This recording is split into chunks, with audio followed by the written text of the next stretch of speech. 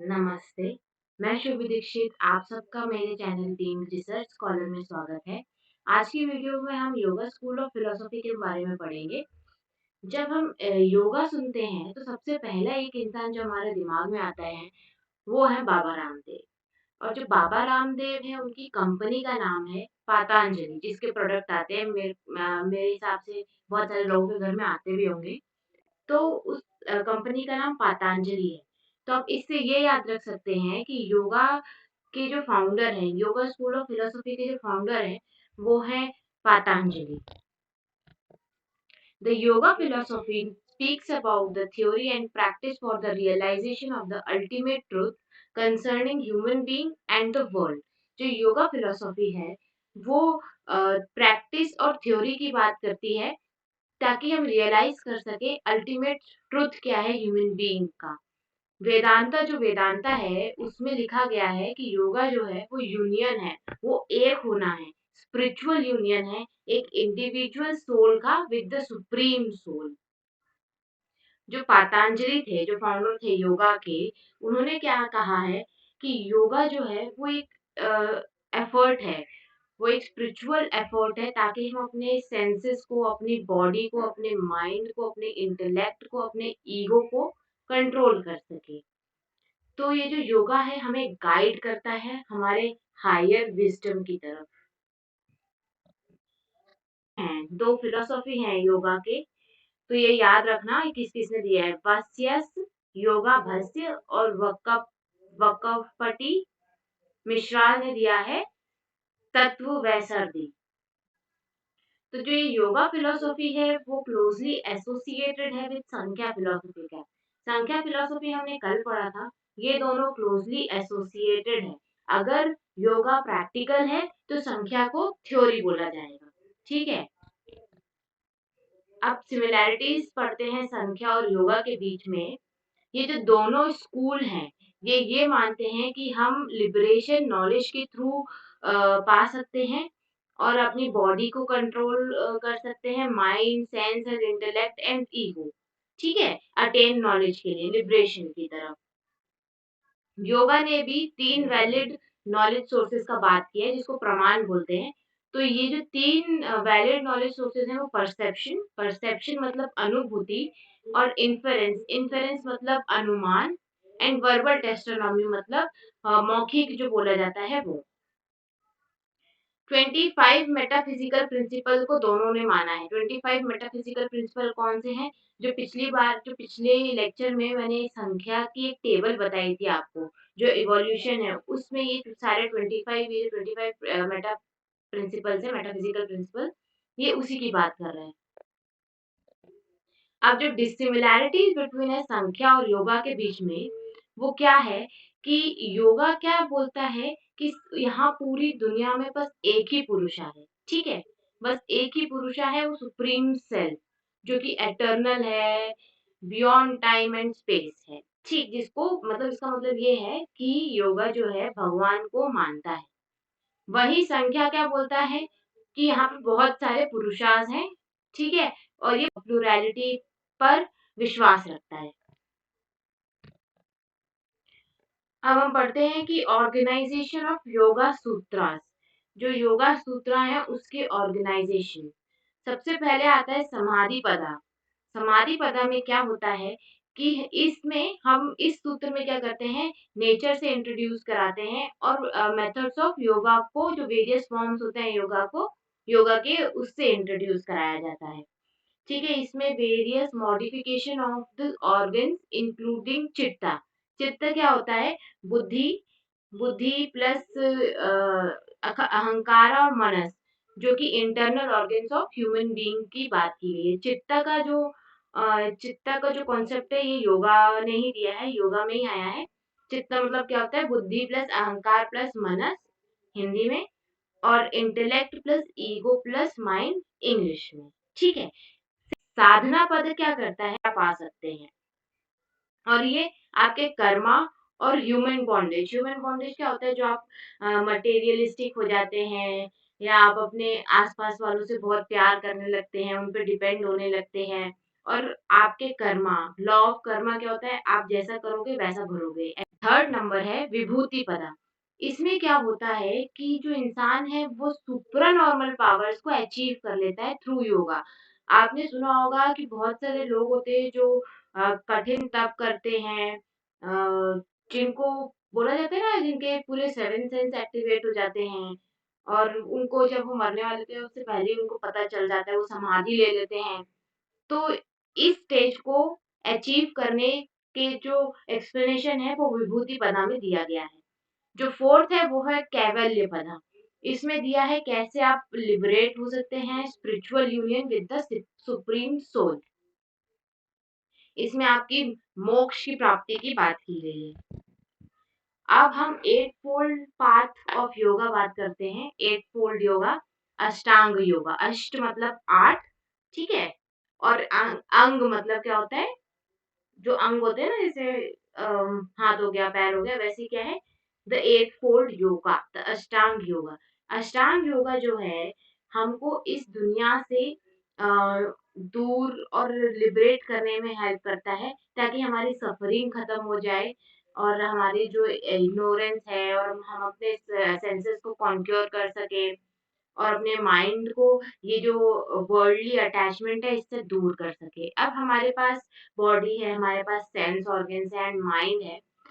तो सिंपल सी बात है कि हम अपने बॉडी, हम अपने जो इन्वायरमेंट है उससे अटैच हो ही जाते हैं, इवन अपनी बॉडी से भी अटैच हो जाते हैं। हमको हमारी चीजें बहुत प्यारी लगती हैं, हमको ये दुनिया बहुत प्यारी लगती है, पर हम ये भूल जाते हैं कि हमको यहाँ कुछ दिन ही रहना है। और यहाँ हम कुछ दिन रहने का जो हमारा मेन मकसद है, जो हमारा मेन एम है, वो ये नहीं है कि हम ये भी ले ले, वो भी ले ले, इतना पैसा हो जाए या ये कर ले। हमारा मेन एम है तो जो ये एट फोल्ड पाथ है, अष्टांग योगा है, ये आपको हेल्प करता है, जो आप सिंक हो गए वर्ल्डली प्लेजर में, उससे बाहर आने को, और आपकी जो मेन जिसलिए आपको भगवान ने भेजा है या जिसलिए आप इस दुनिया में आए हैं, उस चीज को रियलाइज करने के लिए। पहले आता है यमा, फिर नियमा, आसन, प्राणायाम, प्रत्याहार, धारणा, ध्यान, समाधि। एक एक करके इसको अच्छे से पढ़ते हैं। पहला जो है वो है यमा। यमा जो होता है वो control of mind, body and speech, ठीक है। इसमें भी 5 होते हैं, 5 सब टाइप होते हैं। इसमें यमा में हम क्या करते हैं, अपने दिमाग को कंट्रोल करते हैं, बॉडी को कंट्रोल करते हैं, और अपनी स्पीच को, जो हम बोल रहे हैं, उसको कंट्रोल करते हैं। पहला होता है अहिंसा। अहिंसा मतलब कि नॉन वायलेंस। ये तो हमने सब गांधी जी के बारे में सबको पता ही है कि वो हमेशा अहिंसा का फॉलो करते थे, कि कुछ भी हो जाए आपको हिंसा की तरफ नहीं जाना है, आपको लड़ाई झगड़ा ये सब नहीं करना है। सत्य, सत्य मतलब ट्रुथ, आपको हमेशा सच बोलना है, ठीक है। अस्त्य मतलब होता है कि आप चोरी ना करें, ठीक है, और आप दूसरों के पैसे को देख के ऐसा ना लगे आपको कि यार मेरे पास भी होना चाहिए, या फिर किसी सामान का चोरी ना करें। ब्रह्मचार्य का मतलब होता है कि आप अपने आप को रिस्ट्रेन कर ले, पुल बैक कर ले फ्रॉम द सेक्सुअल लाइफ। अब आता है, फिफ्थ आता है अपारिग्रह। अपारिग्रह में क्या होता है कि आप किसी भी लैविशिंग चीज को, जैसे डायमंड हो गया या फिर गोल्ड हो गया, इन सब की आप लालच ना रखें। जो आपको जरूरत ना है उसकी आप लालच ना रखें। जैसे कि आपको आपके पास ऑप्शन है कि आप 10,000 का फोन ले रहे हैं और आप एक 50,000 का फोन ले रहे हैं, ठीक है। आपको सिर्फ कॉलिंग करनी है, उससे आपकी जरूरत सिर्फ कॉलिंग है, तो आप 10,000 का फोन ले, ना कि 50,000 का फोन ले। इसको बोलते हैं अपारिग्रह। यमा के बाद जो आता है वो आता है नियमा। ये क्या करता है कि ये आपको इस बारे में बताता है कि आप एक गुड कंडक्ट रखो, ठीक है। 5 नियमा होते हैं। स्वच्छ, स्वच्छ मतलब क्लीनलीनेस, आप रोज नहाओ, अच्छी डाइट लो, साफ खाना खाओ, बाल काटो, ठीक है, नेल को काट के रखो।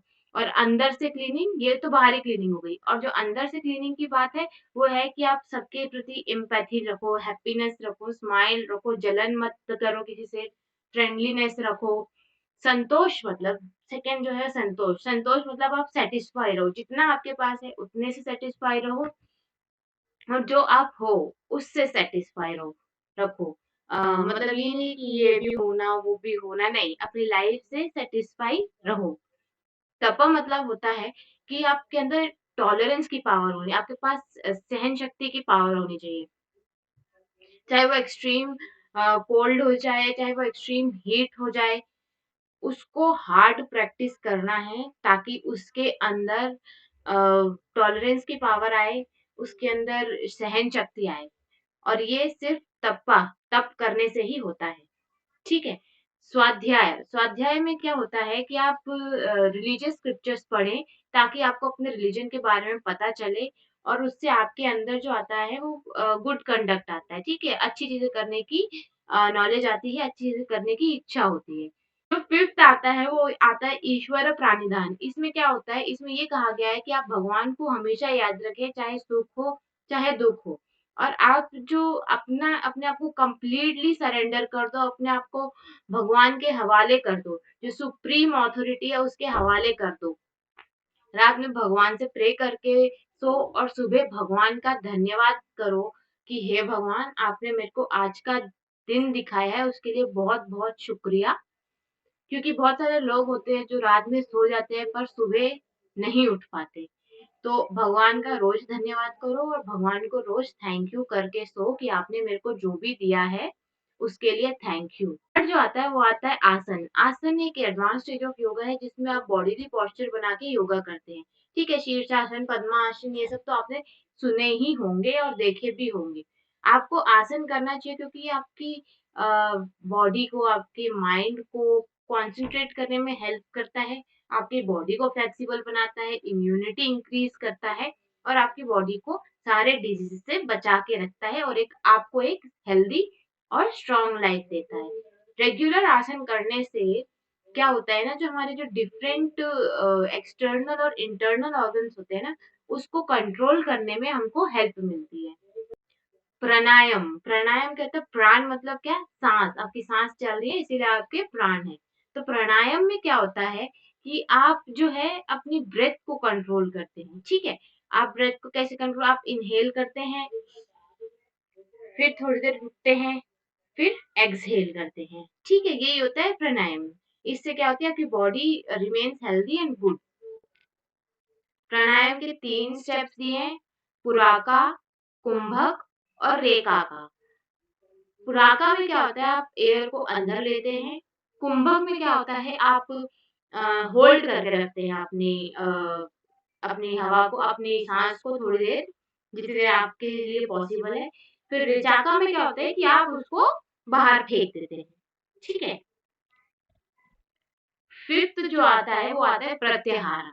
प्रत्याहार में क्या करते हैं, जो एक इंडिविजुअल होता है वो अपने सेंस ऑर्गन्स को कंट्रोल करके रखता है ताकि वो वर्ल्डली ऑब्जेक्ट के साथ अटैच ना हो, अट्रैक्ट ना हो। मतलब जैसे हमने देखा कहीं दुकान में कोई कपड़े देख लिए बहुत सुंदर हैं, तो आप उसकी तरफ एकदम खरीदने चले जाते हो। इन सब से बचने के लिए प्रत्याहारा जो योगा है उसको प्रैक्टिस किया जाता है। इसमें क्या करता है, जो आपकी क्रेविंग्स होती है ना वर्ल्डली ऑब्जेक्ट के लिए, उसको खत्म करने के लिए, उसको डिलिमिट करने के लिए इस योगा को किया जाता है। इस योगा में जब प्रैक्टिस करते हो आप, ये जो योगा है प्रत्याहारा, अगर आप जब प्रैक्टिस करते हो तो जो इंडिविजुअल है वो क्या करता है, वो अनडिस्टर्ब रहता है from worldly object even by living in the earth. ये योगा प्रैक्टिस करने के बाद आप इसी दुनिया में जियोगे, उसी बाजार में जाओगे, वही चीजें आपके सामने होंगी, वही कपड़े आपके सामने होंगे, पर आप उसकी तरफ अट्रैक्ट नहीं होगे।